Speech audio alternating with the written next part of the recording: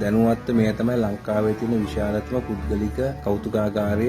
දේශීය විදේශීය සියලු දෙනාටම නොමිලේ බැලිය හැකිකම කෞතුකාගාරය. 1600 ගණන් සිට මෙය දක්වා බොහෝ භාණ්ඩ දේවල් ප්‍රදර්ශනයට තබා තිබෙනවා. මෙම කෞතුකාගාරය පිහිටා තියෙන්නේ ගාල්ලේ කොටුවේ ලේන්බාන් වීදියේ.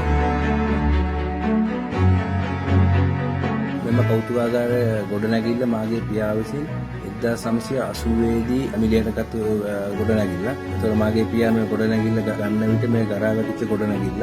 ඊපසු තාත්තා පුරාවිද්‍යාවෙන් විවිධ රජ ආයතන අවසර අරගෙන ලිසන්ස් එක ඉවර වෙලා 1992 තමයි මෙම කෞතුකාගාරය රණසිංහ ප්‍රේමදාස ජනාධිපතිතුමා යටින් විවෘත කරේ. මෙහි ප්‍රදර්ශනය කර ඇති සියලුම කෞතුක භාණ්ඩ අපගේ පුද්ගලික මුදලින් තමයි අරන් තියෙන. භාණ්ඩ කීපයක් අපිට නොමිලේ විවිධ පුද්ගලයන් විසින් දීලා තියෙනවා ප්‍රදර්ශනය කරත් ලබන්නේ.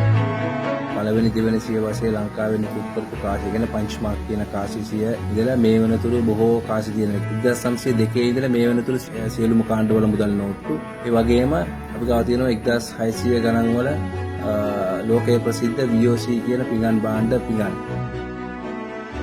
කින් ඇන් මින් ඩයිනස්ටි කියන්නේ 12 වෙනි 13 14 සියවසේ චීන සමූහාණ්ඩයේ නිෂ්පාදනය කරපු පිඟන් භාණ්ඩ තියෙනවා. අරාබි යුගයේ මෙහි ආපු කට්ටියගේ මැටි භාණ්ඩ ප්‍රදර්ශනය කරලා තියෙනවා. පැරණි ටෙලිෆෝන්, පැරණි අයන්, පැරණි මැෂින්, පැරණි කැමරාස්, ඒ විවිධ බොහෝ දේවල් මේ ප්‍රදර්ශනයට තබා තියෙනවා. 1600 ගණන් ඉඳලා ලන්දේසි යුගයේ ඉඳලා ඉංග්‍රීසි යුගය දක්වා මුහුදෙන් ලබාගත්තු වයින් බෝතල්, තව පිඟන් බඩ කෑලි, තව පැරණි ඇන්කර් එහෙම. එතකොට තව තියෙනවා ওই කාලතුවක් කුණ්ඩයක් එහෙම තියෙනවා මුහුදෙන් අවුලපු එකක්. මෙම කෞතුකාගාරයේම පැරණිම ලිදක් තියෙනවා. ඉතින් වතුර දැනටත් අපි පාවිච්චි කරනවා. පැරණි දොස්තරවරු පාවිච්චි කරපු මෙඩිකල් ඉක්විප්මන්ට්ස් කියලා තියෙනවා. ඒ විදිහම කිල්ලෝටද තෙල් හවඩි ස්වර්ණාභරණ ප්‍රදර්ශනයේ තබා තියෙනවා.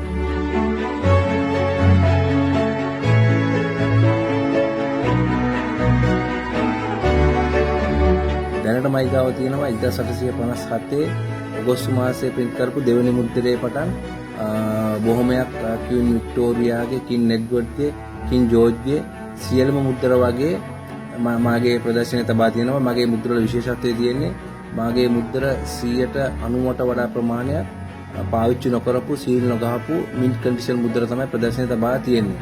ඒ ලංකාවේ ඔබට වෙන කිසිම තැනකින් මම හිතන්නේ බලන්න පුළුවන් වෙයි කියලා වෙන මුද්‍ර.